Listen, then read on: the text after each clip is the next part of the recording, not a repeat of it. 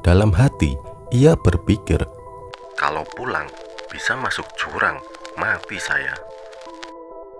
Kamu tidak akan mati di sini. Ayo ikut ke rumah saya. Diajaklah Nurul ke rumahnya di atas bukit.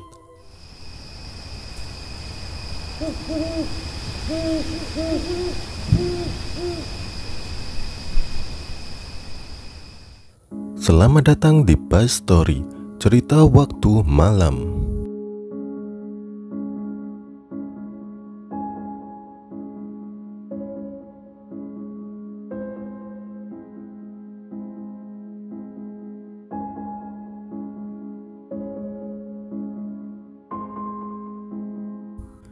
Pria yang hilang itu bernama Nurul Makrus, 39 tahun.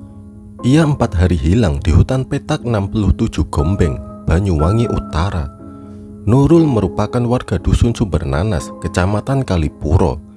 Ia mengaku mengalami sederet peristiwa mistis tentang kakek tua, nenek cantik, dan 4 harimau.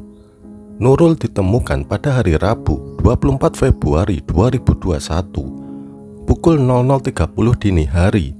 Ia ditemukan di petak 68 Perhutani Sumbernanas, Kecamatan Kalipuro.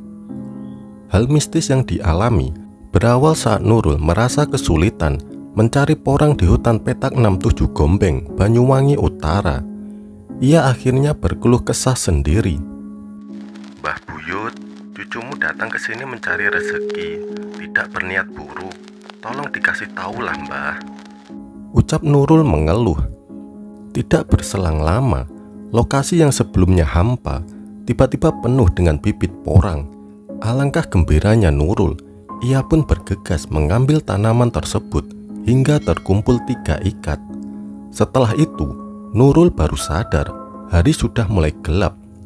Dalam hati, ia berpikir, kalau pulang bisa masuk jurang, mati saya. Saat dilanda kekhawatiran, tiba-tiba Nurul mendengar suara orang batuk. Ternyata suara tersebut berasal dari seorang kakek tua yang kebetulan lewat tak jauh darinya. Ia pun memberanikan diri bertanya, mau kemana, Mbah? Menurutnya, kakek tersebut menjawab menggunakan aksen bahasa Madura.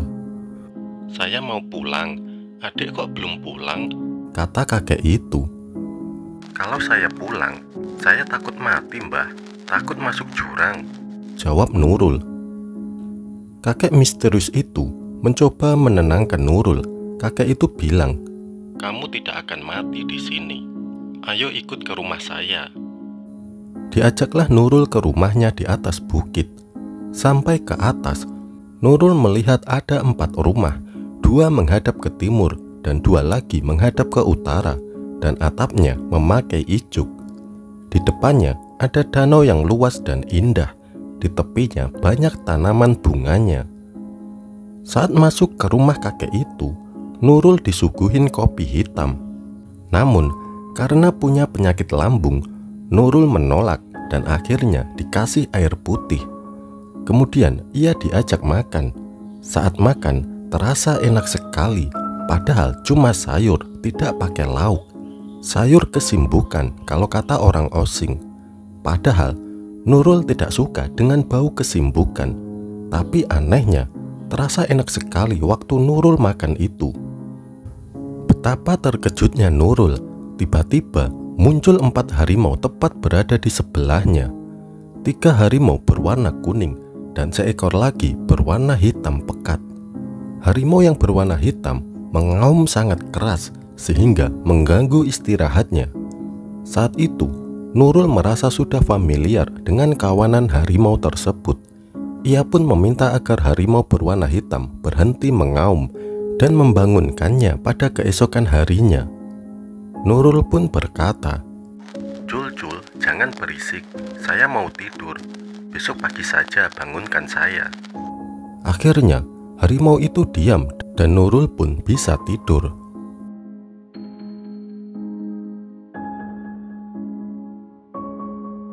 Keesokan paginya, Nurul terbangun dari tidurnya. Dia merasa heran karena 4 harimau yang menemaninya saat malam sudah tidak ada. Ia pun bergegas mencari sang kakek tua untuk pamitan pulang ke rumah. Kakek itu pun mempersilahkannya untuk pulang.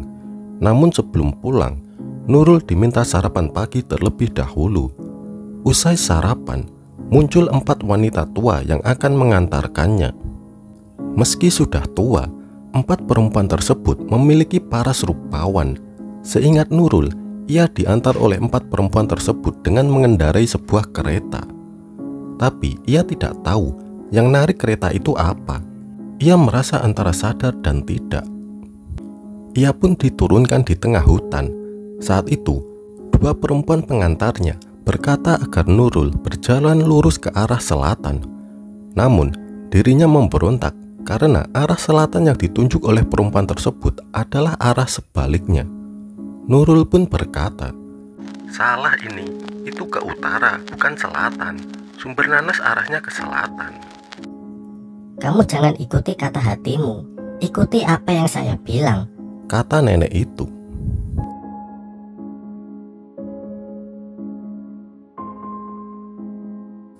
Bapak mertua Nurul yang bernama Namu, 68 tahun, menyatakan proses ditemukannya sang menantu sangat rumit dan tidak masuk dalam logika masyarakat kebanyakan.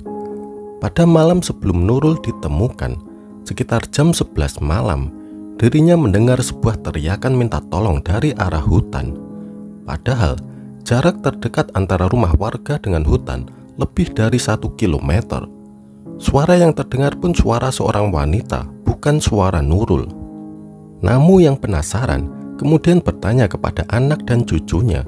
Rupanya mereka juga mendengar suara serupa. Tak sampai di situ saja, warga kampung juga mendengar suara itu. Hal itu membuat seluruh warga keluar rumah. Berbekal senter dan pencahayaan lainnya, puluhan warga memasuki hutan. Suara tersebut berganti menjadi suara seorang pria, yakni suara Nurul. Namun anehnya, warga sekitar melihat Nurul berlari menjauhi warga. Hingga akhirnya, Namu menangis dan berteriak, memohon Nurul untuk berhenti berlari.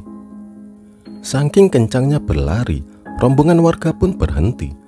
Bukan karena tidak sanggup mengejar, namun jalur pelarian Nurul tidak layak untuk diikuti. Nurul menerjang semak belukar dan rerumputan tinggi. Saat Nurul berlari menjauh, Namu berteriak sambil menangis memanggil Nurul. Ia bilang kalau Nurul adalah anaknya dan memintanya untuk berhenti.